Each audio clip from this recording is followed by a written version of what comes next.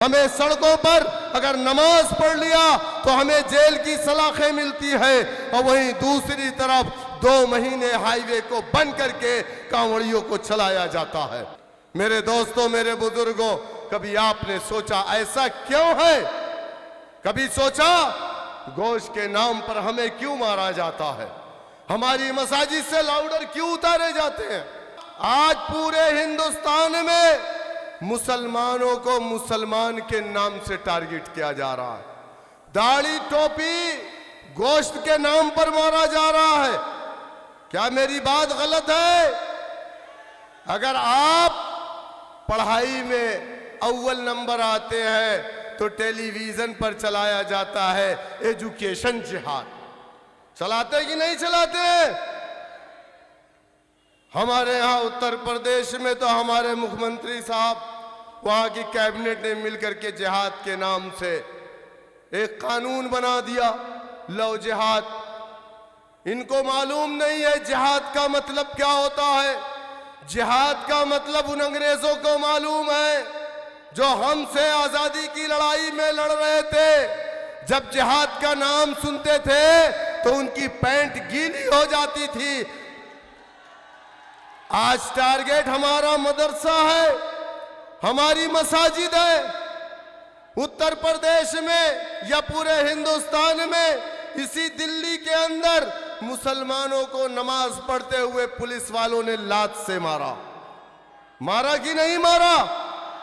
और उत्तर प्रदेश के अंदर कांवड़िए 2 महीने तक सड़कों पर घूम रहे थे। नेशनल हाईवे को 2 महीने के लिए बंद किया गया। हेलीकॉप्टर से उनके ऊपर फूल बरसाए गए। अधिकारी उनके पैर में मरहम लगाते थे, उनके पैर को दबाते थे। और कौन कांवड़िए? जो शराब के नशे में, चरस के नशे में, गांजे के नशे में लोगों की गाड़ियों को तोड़ रहे थे। उनसे उन्हें मोहब्बत है।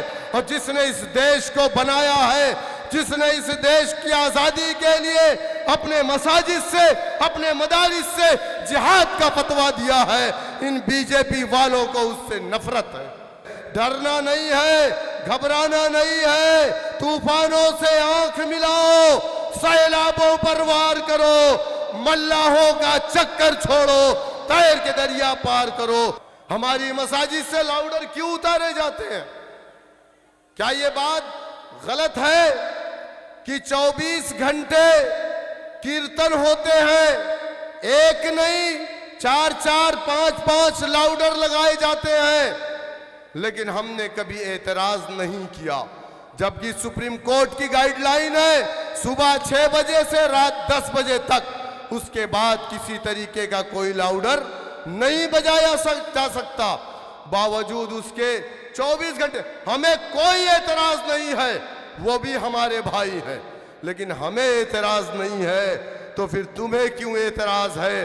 इस देश में 2 तरीके के कानून हैं। एक कानून हमारे लिए इस्तेमाल किए जाते हैं, जिस कानून में हमें सड़कों पर चलने की इजाजत नहीं। हमें सड़कों पर अगर नमाज पढ़ लिया तो हमें जेल की सलाखें मिलती है। अल्लाह ने कुरान में फरमाया, कुलिल्लाहुम्मा मालिकल मुल्क तूतिल मुल्क। अल्लाह जिसको चाहता है दुनिया के अंदर हुक्मरान बनाता है। अल्लाह ने दुनिया में फिरौन, नमरूद, शद्दाद, कारून को हुक्मरान बनाया। बनाया कि नहीं बनाया? लेकिन यूसुफ अलैहिस्सलाम को भी कुएं से निकाल करके मिस्र का बादशाह बनाया कि नहीं बनाया?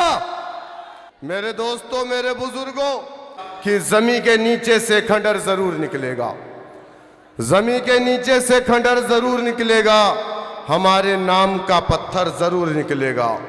जमीने, अरे बात तो पूरी होने दो यार।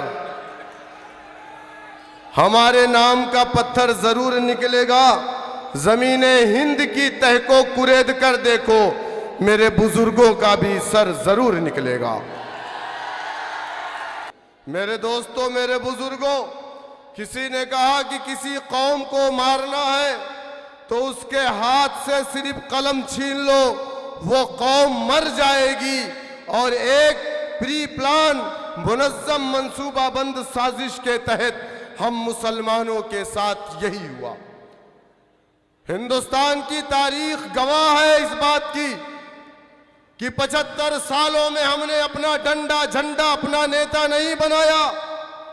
आजादी के बाद लखनऊ के अंदर रिफाए आम क्लब में 1947 में दिसंबर के महीने में एक कन्वेंशन बुलाया गया और कहा गया है, मुसलमानों, वतन अजीज आजाद हो गया है, तुम अपना कोई सियासी लीडर मत बनाना, तुम अपना डंडा अपना झंडा अपना नेता नहीं बनाया।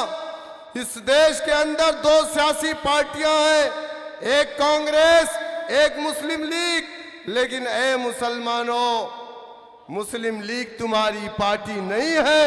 हमने लब्बैक कहा, हमसे कहा गया कांग्रेस तुम्हारी पार्टी है, हमने लब्बैक कहा, कांग्रेस पार्टी को अपनी पार्टी माना, उसके डंडे झंडे को अपने कंधों पर रखा, जिंदाबाद के नारे लगाए, वोट दिया, नोट दिया, सपोर्ट किया।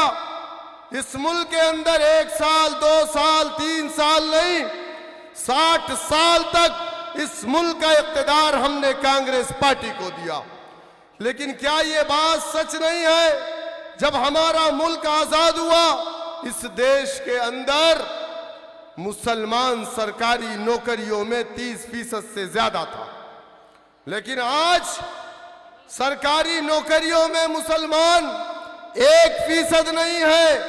बहुत सारे विभाग ऐसे हैं जिसमें आप 0 है, वहां पर आपको सरकारी नौकरी नहीं। कभी आपने सोचा ये 2 तरीके के कानून क्यों है?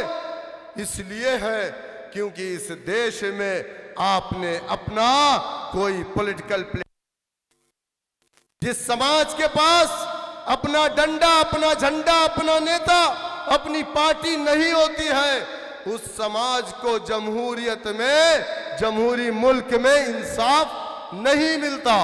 उत्तर प्रदेश में 4% राजभर है, 6 MLA है, उसकी पार्टी है, उसका डंडा उसका झंडा उसका नेता। 11% निषाद है, उसकी पार्टी उसका नेता उसका डंडा उसका झंडा।